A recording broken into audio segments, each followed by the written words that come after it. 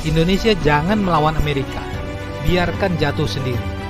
Penerapan tarif resiprokal 32% untuk Indonesia memang menyakitkan hati dan merugikan ekonomi kita. Untungnya ditunda penerapannya selama 90 hari. Pemerintah Amerika Serikat memberlakukan tarif impor sebesar 245% terhadap China, dan China melakukan retaliasi mengumumkan tarif balasan sebesar 125% terhadap produk-produk asal AS. Entah sampai kapan balas-membalas itu berlangsung, seperti kanak-kanak yang bertengkar memperebutkan permen. Menurut saya, melakukan retaliasi kepada pihak model begitu hanya menambah kerugian. Saran saya, biarkan saja.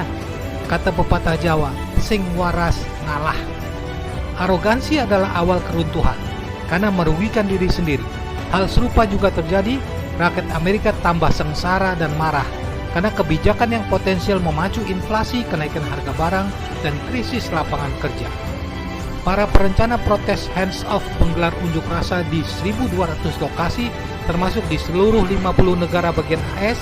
Ratusan ribu orang turun ke jalan di Boston, Chicago, Los Angeles, New York, dan Washington DC, serta kota-kota lainnya termasuk di London, Paris, dan Berlin. Mereka kembali menyerukan protes di seluruh 50 negara bagian terhadap pemerintahan Trump. Dalam unggahan media sosial, kelompok tersebut menyatakan bahwa mereka ingin 3,5% dari populasi AS, lebih dari 11 juta orang, untuk berpartisipasi. Mereka mengutip angka ini sebagai ambang batas untuk perlawanan berkelanjutan guna membuat perubahan. Di lain pihak, Impeach Trump Again, sebuah kampanye non-partisan yang dipimpin oleh Free Speech for People, hari ini mengumumkan bahwa mereka telah mengumpulkan lebih dari 250.000 tanda tangan petisi untuk mendukung investigasi pemakzulan Presiden Donald Trump. Pengumuman ini muncul setelah pidato Al Green, anggota Kongres dari Partai Demokrat di gedung DPR baru-baru ini, bahwa ia akan mengajukan pasal-pasal pemakzulan terhadap Presiden Donald Trump.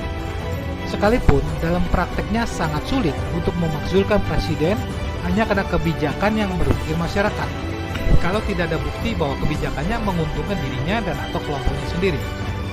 Serta yang terpenting adalah adanya kekompakan politik antara Demokrat dan Republik yang menghendaki pemakzulan diproses. Pemakzulan Presiden AS merupakan proses hukum politik yang bertahap. Pengenalan pasal-pasal pemakzulan oleh anggota DPR seperti Al Green dapat terjadi dengan cepat, beberapa hari hingga beberapa minggu. Tinjauan Komite Kehakiman DPR menyelidiki, memperdebatkan, dan memberikan suara dapat berlangsung selama beberapa minggu hingga beberapa bulan. Pemungutan suara DPR penuh. Jika mayoritas sederhana 218/435 memberikan suara ya, Presiden dimakzulkan. Sidang Senat dikendalikan oleh Senat, dipimpin oleh Ketua Mahkamah Agung. Sidang dapat berlangsung selama beberapa minggu atau lebih. Pemidanaan memerlukan 2/3 suara di Senat, 67 dari 100. Jika berhasil, Presiden dicopot. Wakil Presiden langsung mengambil alih berdasarkan konstitusi. Jangka waktu yang umum, kasus terbaik atau jalur cepat 1-2 bulan, jangka waktu yang realistis 3-6 bulan atau lebih lama, bergantung pada bukti, kemauan politik, dan tekanan publik. Saya tidak membahas apa saja dampak politik, sosial, ekonomi di dalam negeri Amerika maupun secara global. Apakah menimbulkan social chaos, krisis ekonomi, atau malahan banyak yang gembira.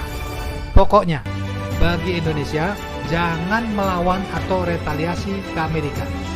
Biarkan dia lemes sendiri.